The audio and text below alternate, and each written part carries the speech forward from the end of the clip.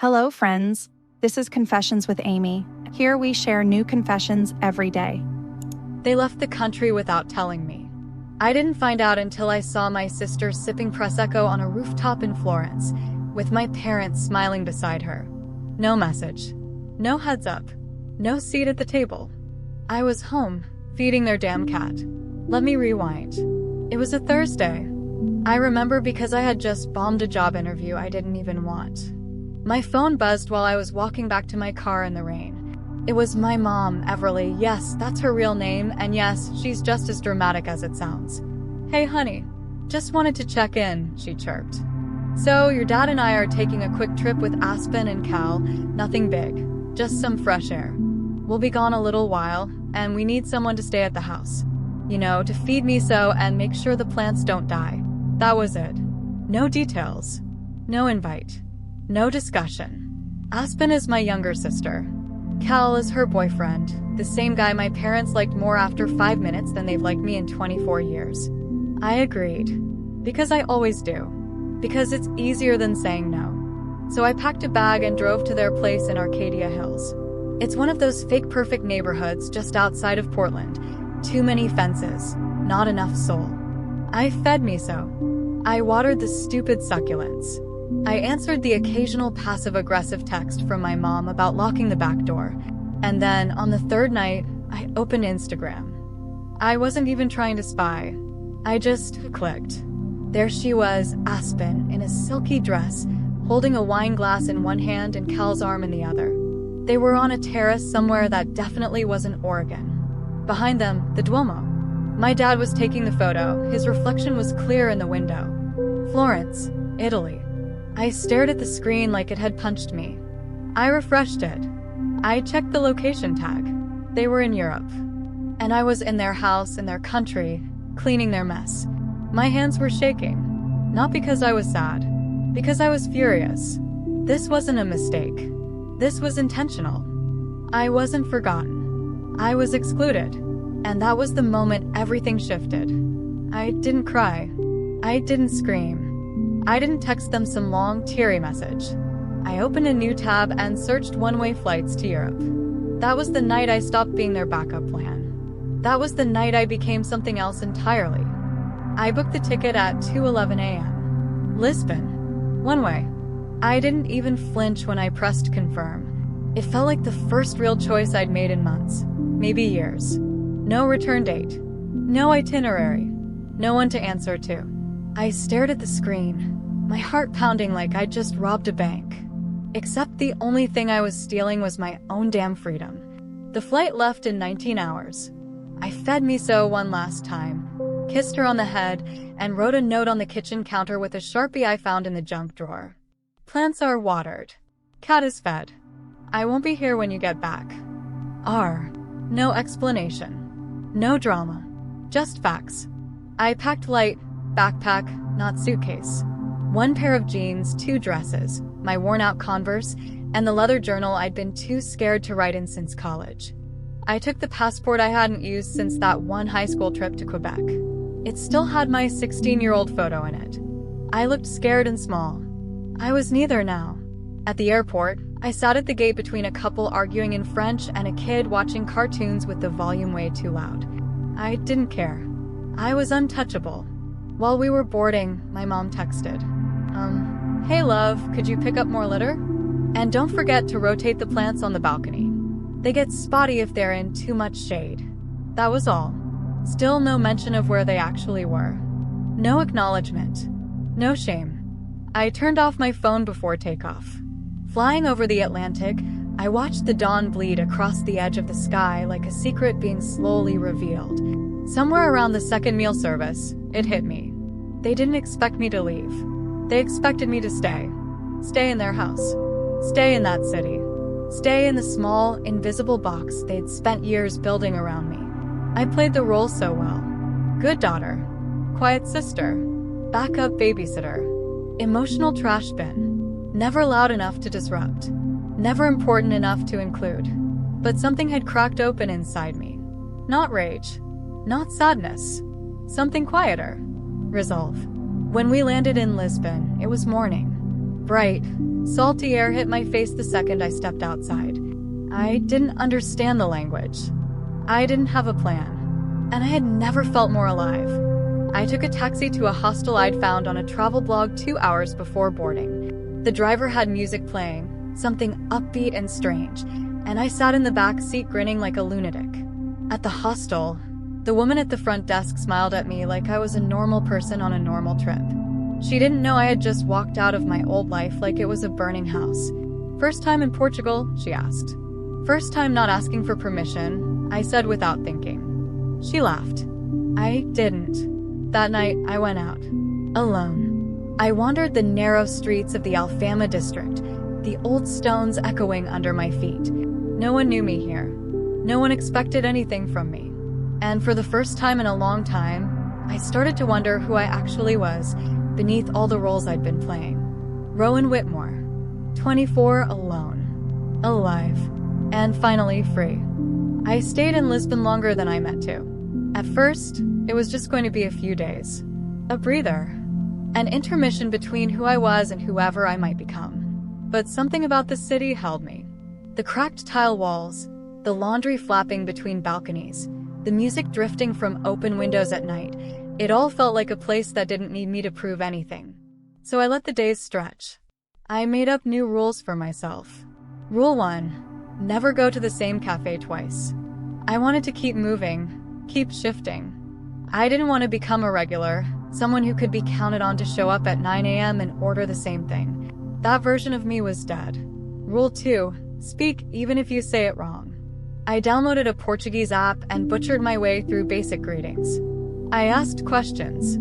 I laughed when people corrected me. I stopped apologizing for not knowing things. Rule 3. No more invisible girl. I started wearing lipstick in the middle of the day. I stopped hiding my opinions behind shrugs. I looked people in the eye. I took up space. And you know what? No one died. No one told me to be quieter. It felt like regrowing a part of myself that had atrophied under all the people-pleasing. My parents still hadn't figured it out. They came home a few days after I left. I knew because Aspen posted a reel of Cal lifting their suitcases out of an Uber. No mention of me. Not even in the captions. Like I'd never existed in their story at all. I wondered when they first realized I wasn't in the house. Did they call my name? Did they check the guest room? Did they read the note? Did they think it was a joke? They didn't call. They didn't text. At first I thought it was out of pride.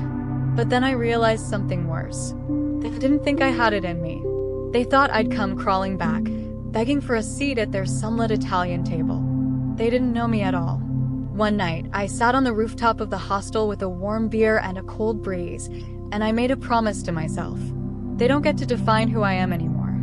Not as a daughter, not as a sister, not as some placeholder while they live their golden lives. That night, I applied for 3 remote jobs. Not out of desperation, out of choice. Marketing assistant, content writer, social media coordinator. I had skills. I just never used them for myself.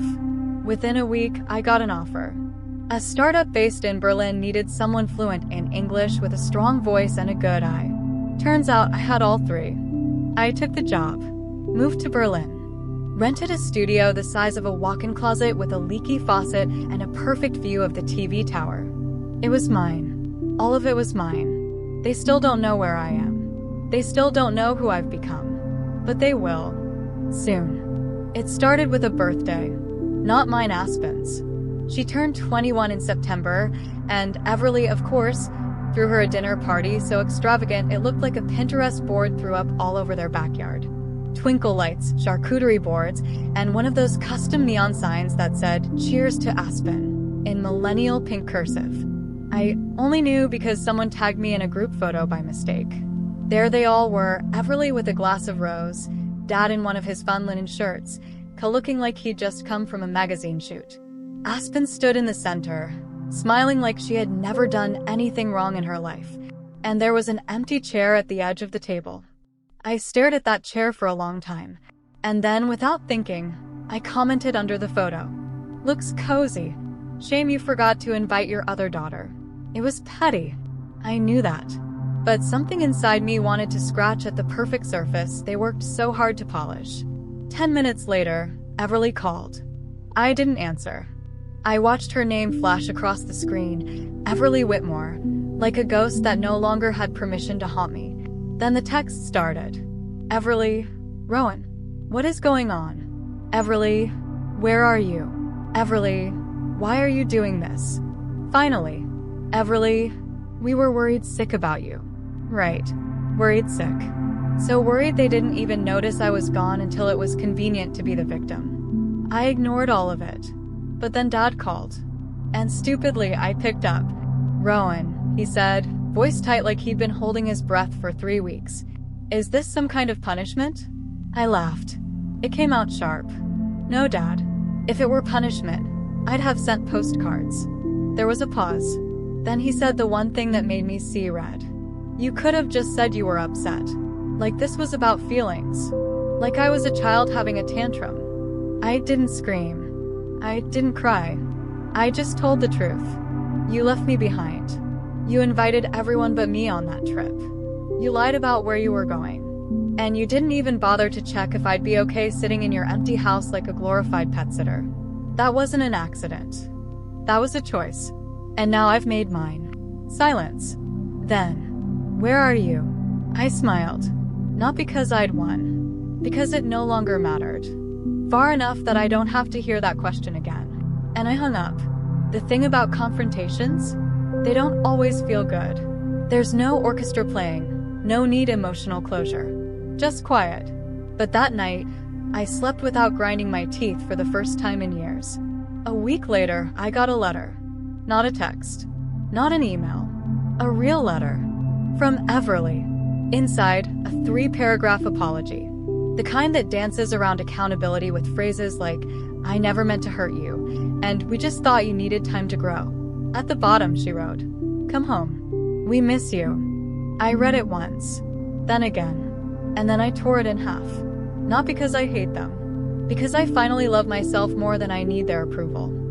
I didn't go home. I arrived, and that's a very different thing. It was mid-December when I flew back to the States.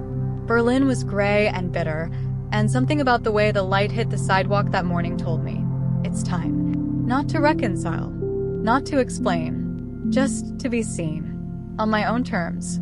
I landed in Portland and booked a room downtown, not in Arcadia Hills.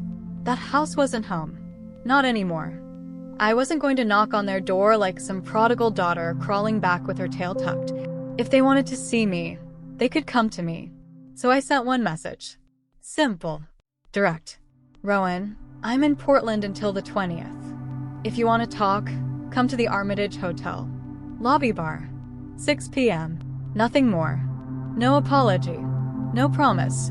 No emotion they could use against me. I didn't expect them to come. But they did. I spotted them the moment they walked in.